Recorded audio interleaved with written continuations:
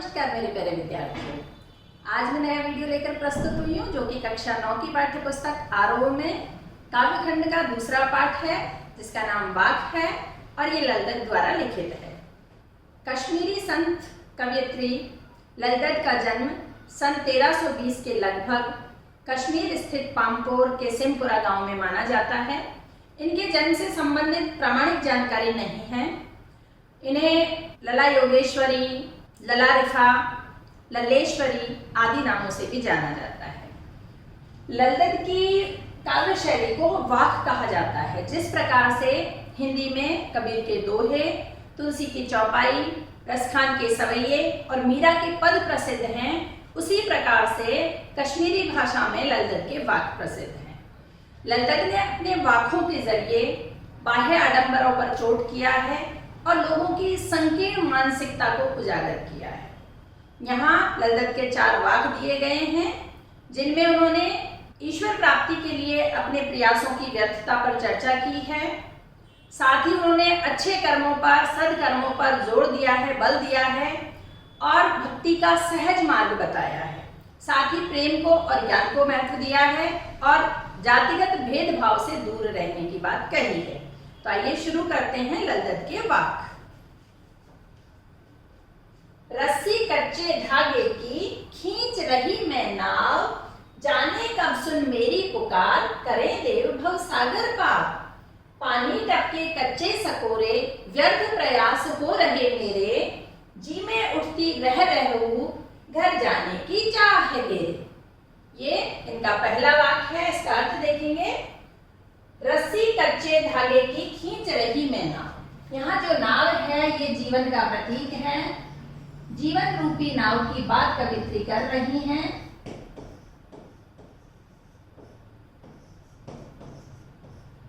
कवित्री कहती हैं कि वे कच्चे धागे की रस्सी से, कच्चे धागे की रस्सी क्या है? हमारे जीवन को चलाने वाली जो सांसें होती हैं वो कच्चे धागे की रस्सी के समान होती हैं। वे कब टूट जाए कोई कुछ नहीं कह सकता। तो कवित्री भी चूंकि इस नश्वर संसार में रह रही हैं, संसार की और शरीर की नश्वरता को जानती हैं, इसलिए वो कहती है कि इस रस्सी, कच्चे धागे की रस्सी से मैं अपनी जीवन रूपी नाव को खींच रही हूँ, खे रही हूँ, आगे बढ़ा रही हूँ। जाने कब सुन मेरी पुकार, करे देव भव सागर पार। फिर कहती है कि पता नहीं देव अर्थात ईश्वर कब मेरी पुकार सुनेंगे और कब मुझे इस भवसागर से पार करेंगे। भवसागर, भवसागर यानी कि भव यानी होता है संसार और संसार रूपी सागर। देखिए बेटा, यहाँ दोनों ही शब्दों में, नाव में भी और संसार रूपी सागर में भी रूपक अलंकार का प्रयोग किया गया है। जहां दो चीजों को समानता के कारण एक बना दिया जाता है, एक बता दिया जाता है, वहां रूपक अलंकार का प्रयोग होता है। इन दोनों पंक्तियों में ही नाव और भवसागर शब्दों में रूपक अलंकार का प्रयोग है। आगे कवित्री कहती हैं, पानी टपके कच्चे सकोरे, व्यर्थ प्रयास हो रहे मेरे। जिस प्रकार से कच्चे सकोरे में, सकोरा होता है मिट्टी का पॉट, मिट्टी का ग्लास, ठीक है। एग्जैक्टली जब हम कहेंगे तो मिट्टी का जो ग्लास या कप टाइप छोटा ग्लास जैसे कह सकते हैं। एक तो बड़ा ग्लास होता है जिसमें हम पानी पीते हैं, एक छोटा ग्लास होता है जिसमें हम, जैसे कप होता है, कप में साइड में पकड़ने के लिए हैंडल होता है, लेकिन मिट्टी का जो कप होता है उसमें हैंडल नहीं होता है, उसको कुल्हड़ कहा जाता है। उससे जो बड़ी साइज में होता है, ग्लास की साइज में, उसको सकोरा कहा जाता है। तो यहाँ मिट्टी का ग्लास है। तो एक उदाहरण के माध्यम से वो अपने प्रयासों की असफलता को बताती हैं।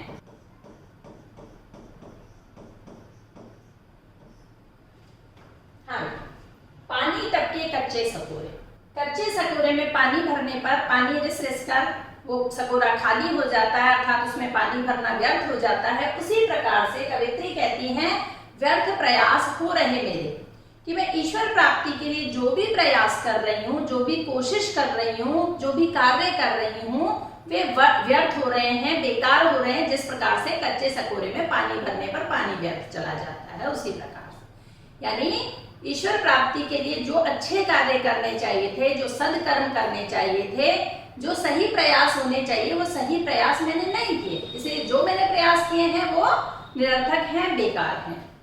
आगे कहती हैं, जी में उठती रह रहूं। देखिए यहाँ रह शब्द रिपीट हुआ है लेकिन अर्थ वही है दोनों का। यानी शब्द की पुनरावृत्ति है और अर्थ हर बार समान है, तो यहाँ पुनरुक्ति प्रकाश अलंकार होगा। पुनरुक्ति प्रकाश अलंकार, क्योंकि 9th के सिलेबस में अलंकार भी हैं और अलंकार आप साथ ही पढ़ते जाएंगे तो आपको परीक्षा में कोई दिक्कत नहीं होगी। जी में उठती रह रहे हूक, हूक होती है पीड़ा, रह रहकर उठने वाला दर्द। तो कवित्री कहती है कि मेरे जी में अर्थात मेरे मन में रह रह के पीड़ा उठती है। किस बात की पीड़ा है? घर जाने की चाह है घेरे, कि मैं अपने घर जाना चाहती हूँ। देखिए, आत्मा का वास्तविक घर होता है परमात्मा। ये जो घर है हमारा सांसारिक घर है, ये स्थायी नहीं है, अस्थायी है। मृत्यु के बाद इसको यहीं छोड़ जाना, ये यहीं रह जाएगा। ठीक है, तो ये केवल मोह माया है, ये वास्तविक घर नहीं है। तो कवित्री अपने वास्तविक घर अर्थात परमात्मा के यहाँ जाना चाहती है।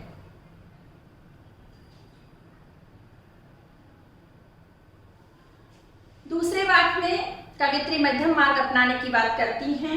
वे कहती हैं, खा खाकर कुछ पाएगा नहीं, ना खाकर बनेगा अहंकारी।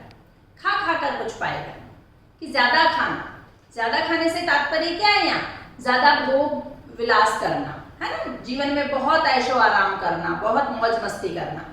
तो ये सब करके भी तुम्हें कुछ नहीं मिलेगा। न खाकर बनेगा अहंकारी, और जीवन में पूरी तरह से हर चीज को त्याग देना, ये भी सही नहीं है। अगर आपने सब कुछ त्याग दिया है, आप सोचेंगे मैं बहुत बड़ा ईश्वर भक्त बन गया हूँ या सारे इंद्रियों पर मैंने नियंत्रण पा लिया है, तो आप अहंकारी बन जाएंगे, और अहंकार तो अच्छी बात नहीं होती है। इसलिए कवित्री कहती हैं कि ना ज्यादा खाना है, ना बिल्कुल नहीं खाना, ये स्थिति भी नहीं होनी चाहिए। अर्थात भोग और योग में आपको बैलेंस बनाकर चलना है, भोग और त्याग में संतुलन बनाना है। संतुलन बनेगा तो क्या होगा? समखा तभी होगा समभावी। कि आप संतुलन बना के चलोगे तो आपके मन में जीव मात्र के प्रति समान भाव आएगा, समान दृष्टिकोण से, समदृष्टि से आप सबको देख पाएंगे। और जब आपके मन में तेरा मेरा अपना पराया का भाव खत्म हो जाएगा, सबको आप समान मानने लगेंगे, तो आपके जो मन के द्वार बंद हैं, द्वार की जो सांकल अर्थात कुंडी बंद है, वो कुंडी खुल जाएगी। ठीक है, कुंडी खुलने से तात्पर्य क्या है? सिर्फ व्यक्ति केंद्रितता पर आधारित हो जाए, या सिर्फ स्वार्थ पर ही ध्यान लगाए, सिर्फ स्वार्थी प्रवृत्ति रह जाए, वो नहीं होकर जब सबके प्रति प्रेम का भाव आ जाएगा, सद्भावना आ जाएगी, समता का भाव आ जाएगा, तो ये हमारे बंद द्वार की जो सांकल है, जो संकीर्ण विचारधारा है, वो खत्म हो जाएगी और हमारी विचारधारा है वो बड़ी हो जाएगी और सबको हम अपना मानने लगेंगे।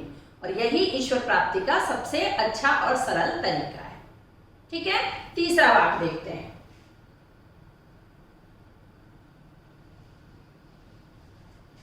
आई सीधी राह से गई न सीधी राह, सुषुम सेतु पर खड़ी थी बीत गया दिन आह। जेब टटोली कौड़ी ना पाई, माझी को दूं क्या उतराई। देखिए बहुत प्यारा वाक्य है ये। कवित्री कहती है आई सीधी राह से, राह यानी रास्ता होता है, लेकिन सीधी राह से आने से तात्पर्य है कि जब मनुष्य का जन्म होता है तो वो बिल्कुल निश्चल होता है, छल कपट द्वेष या दुनियादारी की बातें उसके मन में नहीं होती है, वो कोरे कागज की तरह होता है, एकदम सीधा सरल होता है। गई ना सीधी राह, लेकिन जीवन पर वो उसी मार्ग पर, उस सच्चे और अच्छे मार्ग पर नहीं चल पाता है, इस बात का उन्हें दुख है। फिर वो क्या कहते हैं? सुषुम सेतु पर खड़ी थी बीत गया दिन आह। ये सुषुम सेतु जो है, देखिए हमारे शरीर के अंदर 3 नाड़ियां मानी जाती हैं, जिसमें एक होती है सुषुम्ना नाड़ी, इंगला नाड़ी और पिंगला नाड़ी। ठीक है, तो जो 3 नाड़ियां हमारे शरीर के अंदर होती हैं, जो हठ योगी होते हैं, जो योग से इन नाड़ियों को जगाने की बात कहते हैं, या कहते हैं नाड़ी में 7 चक्र होते हैं, उन 7 चक्रों को जगाने की बात करते हैं ना, कि वो प्रज्वलित हो जाते हैं, वो जल उठते हैं तो व्यक्ति का भविष्य सुधर जाता है, उसे मोक्ष मिल जाता है, ऐसा हठ योगी मानते हैं। तो उसके लिए बहुत ज्यादा योग करना पड़ता है, और योग में अपने शरीर को बहुत एक तरह से कष्ट देना पड़ता है, बहुत ही कठिन साधना है ये। तो कवित्री ने वही कठिन साधना की है जीवन भर। ठीक है, इसलिए कहते हैं व्यर्थ प्रयास हो रहे मेरे। तो उन्होंने मध्यम मार्ग नहीं अपनाया है, सहज और सरल भक्ति को नहीं अपनाया, बल्कि हठ योग को अपनाया है। ठीक है, तो कहते हैं सुषुम सेतु पर खड़ी थी, बीत गया दिन आह। आह ये दुख में निकलने वाला शब्द है, दुख में जो आवाज, देखिए आह और आह दो शब्द होते हैं।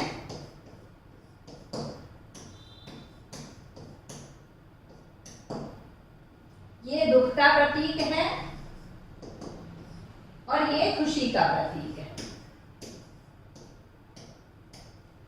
हाँ देखिए, आह दुख का प्रतीक है और आह खुशी का प्रतीक है, और यहाँ कविता ने आह शब्द का यूज किया है, और दिन से तात्पर्य यहाँ जीवन से है। एक दिन निकला, 2 दिन निकला, ऐसे ही पूरा जीवन निकल गया उनका। ठीक है, तो क्या कहती है कि मैं तो हठ योग ही करती रह गई और मेरा पूरा जीवन ऐसे ही निकल गया, इस बात का उन्हें दुख है। जेब टटोली कौड़ी ना पाई, जब व्यक्ति का अंत समय आता है तो वो अपने अंतर मन में, अपनी अंतर आत्मा में झांक कर देखता है कि उसने जीवन में क्या अच्छे कर्म किए और क्या बुरे कर्म किए। ठीक है, कौन से कर्म उसके अच्छे हैं जो उसको सदगति दिला सकते हैं। तो कवित्री ने भी अपना आत्मालोचन किया, अपनी आत्मा के अंदर झांक कर देखा। जेब टटोलने से तात्पर्य यही है कि अपने मन को टटोला। तो क्या कहती है, कौड़ी ना पाई। कौड़ी यानी पैसा होता है वैसे तो, लेकिन यहाँ पैसा नहीं है, यहाँ कौड़ी का अर्थ सदकर्मों से है, अच्छे कार्यों से है। तो कहती है कि जब मैंने अपने जीवन में झांक कर देखा, अपनी आत्मा में झांक कर देखा, पूरे जीवन का लेखा जोखा देखा, तो उसमें मुझे सदकर्म रूपी कौड़ी एक भी नहीं मिली। माझी को दूं क्या उतराई, प्रश्नवाचक चिन्ह है देखिए। और माझी, माझी होता है जो नाव को खेता है, अर्थात नाविक। और यह नाविक कौन है, हमारे जीवन रूपी नाव को यहाँ भव सागर से पार करने वाला कौन है, ईश्वर है। तो ईश्वर जब हमें भव सागर से पार उतारेंगे नाविक के रूप में, तो वो पैसे तो लेने वाले नहीं है, वो क्या लेंगे आपसे, आपके सदकर्म। तो यहाँ कवित्री कहती है कि जब मैंने अपने जीवन का लेखा जोखा किया तो उसमें एक भी सदकर्म रूपी कौड़ी मुझे नहीं मिली। अब जब मुझे ईश्वर भव सागर से पार उतारेंगे तो मैं उनको उतराई के रूप में क्या दूंगी, कौन सा सदकर्म बताऊंगी, कौन सा सदकर्म गिनाऊंगी। चौथा वाक्य देखते हैं।